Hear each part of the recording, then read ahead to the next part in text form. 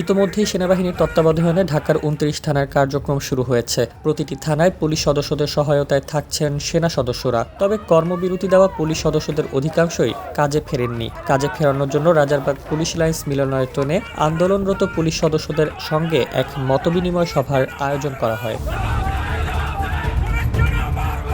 সভায় বর্তমান সরকারের স্বরাষ্ট্র মন্ত্রণালয়ের উপদেষ্টা ব্রিগেডিয়ার জেনারেল অবসরপ্রাপ্ত ডক্টর এম সাখাওয়াত হোসেন প্রধান অতিথি হিসেবে উপস্থিত থাকার কথা ছিল। ইডেন বে কক্সবাজার সমুদ্র সৈকতের উপর নিজেদের একটি ঠিকানা। মাত্র ৫ লাখ টাকায় আপনিও হয়ে যেতে পারেন এই হোটেলের মালিক। ইডেন বে, আ কনসার্ন অফ ভাইয়া হোটেলস। তবে তিনি উপস্থিত না থাকায় পুলিশ মহাপরিদর্শক মোহাম্মদ মইনুল ইসলাম, র্যাব মহাপরিচালক AKM শহীদুর রহমান ও ডিএমপি কমিশনার মইনুল হাসান উপস্থিত ছিলেন। আয়োজিত মতবিনিময় সভায় আইজিপি আন্দোলনরত পুলিশের দাবি দেওয়ার বিষয়ে কথা বলেন। তাদের দাবি দেওয়া বিষয়ে আন্দোলনরত পুলিশ সদস্যদের প্রতিনিধি নিয়ে আগামীকাল রোববার স্বরাষ্ট্র মন্ত্রণালয়ে সভার আয়োজন জানিয়েছেন। তবে তাৎক্ষণিকভাবে আন্দোলনরত পুলিশের সদস্যরা এই প্রস্তাব প্রত্যাখ্যান করেন। এ সময় পুলিশ সদস্যরা তাদের বিভিন্ন ক্ষোভ ও হতাশার কথা ব্যক্ত করেছেন। সভায় একজন কনস্টেবল বলেন, গত ৫ আগস্ট কনস্টেবল থেকে এসআই পদমর্যাদার যত পুলিশ সদস্য মারা গেছে, গত ৫০ বছরেও পুলিশের অফিসার পদমর্যাদার এত সদস্য মারা যাননি। তাদের দাবি, পুলিশ সদস্যদের বিভিন্ন প্রস্তাব দ্রুত বাস্তবায়নে আইজিপি যে ৮ সদস্যের কমিটি করেছেন, সেই কমিটির পাশাপাশি কনস্টেবল থেকে এসআই পদমর্যাদার পুলিশ সদস্যদের আরেকটি কমিটি তারা করবেন। তাদের সমস্যা ও সমাধান বাস্তবায়নে এই কমিটি কাজ করবে।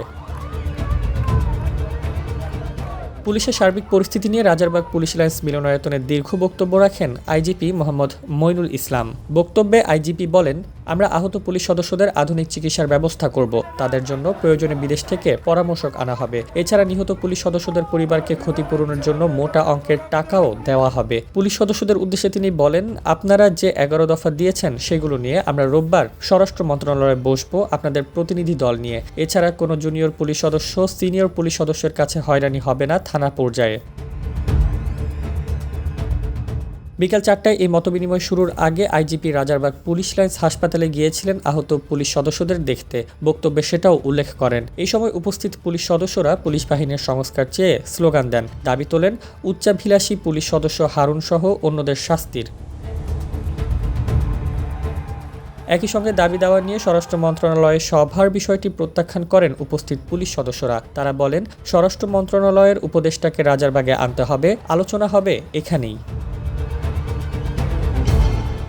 এ বিষয়ে বাংলাদেশ পুলিশের বৈষম্য বিরোধী কেন্দ্রীয় কমিটির অন্যতম সমন্বয়ক কনস্টেবল সোয়াইবুর রহমান জানান, আমরা রোববারের মিটিংয়ের বিষয়ে এখন পর্যন্ত কোনো সিদ্ধান্ত নেইনি। আমাদের জীবনের নিরাপত্তা না পাওয়া পর্যন্ত কাজে ফিরব না। প্রয়োজনে পুলিশের নাম, পোশাক সব সংস্কার করতে হবে। আইজিপিকে জনগণের কাছে ক্ষমা চাইতে হবে। আমরা পূর্ববর্তী সময়ে ভুল করেছি। এছাড়া পুরো পুলিশ বাহিনী সংস্করণ করে নতুন বাহিনী গঠন করতে হবে। এ বাহিনীর ঘোষণা দেবে ছাত্র আন্দোলনের সমন্বয়করা।